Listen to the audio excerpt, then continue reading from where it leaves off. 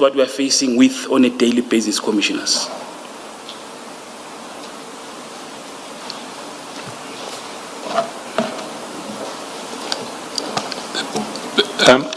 Brigadier, maybe you could take us through paragraphs 9 and 10 at this point. I was going to deal with all of this at the end, but we've actually dealt with it now. So can you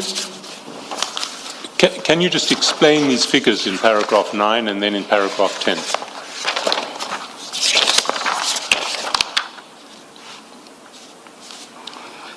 Commissioners, I always draw statistics on a daily basis to see where we stand with our performance, with our production.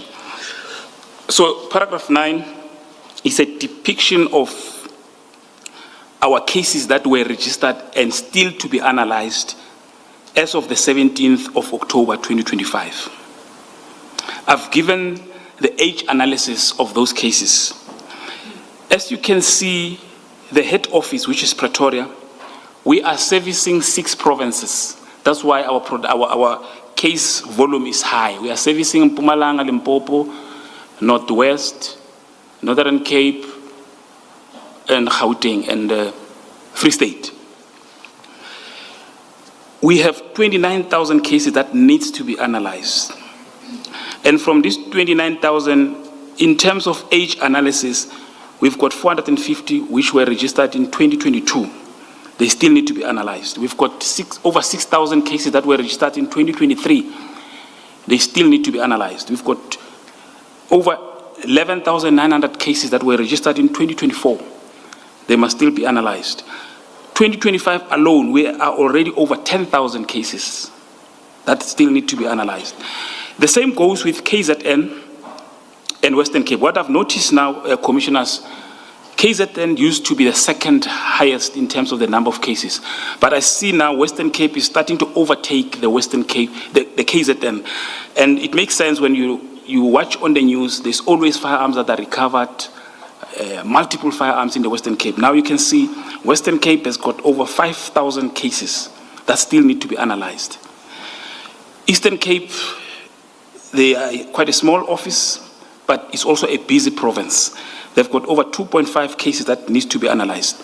When you add everything nationally, we have got over 41,000 cases, but that number fluctuates. If we check today, it's even more now because we normally rely on overtime. My office alone, financially, we get around 4 million overtime. This is the last month, we have already depleted that overtime. And that is the money that assists us at least to reach to the urgent request. So now we must wait for the next financial year to be able to see how much will be allocated. So without overtime now, we are just going to rely on our members, how we can push them. We are pushing them. So that is the reality, Commissioners, in terms of paragraph 9. It is that cases that are not yet analyzed. They still need to be analyzed. And some of them, depending on the volume.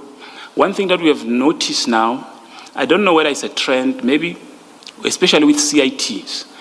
I've noticed that maybe it's easy nowadays to procure ammunition. Because in one scene of a CIT, you may find that you collect over 100 cartridge cases on the scene. And it happens a lot. So it takes a while to analyze those multiple exhibits. Maybe the criminals these days, in the olden days, you'll find one cartridge case of AK-47 and the other calibers. But these days, maybe it is easy for criminals to acquire ammunition because they don't spare them, they use them, they make sure.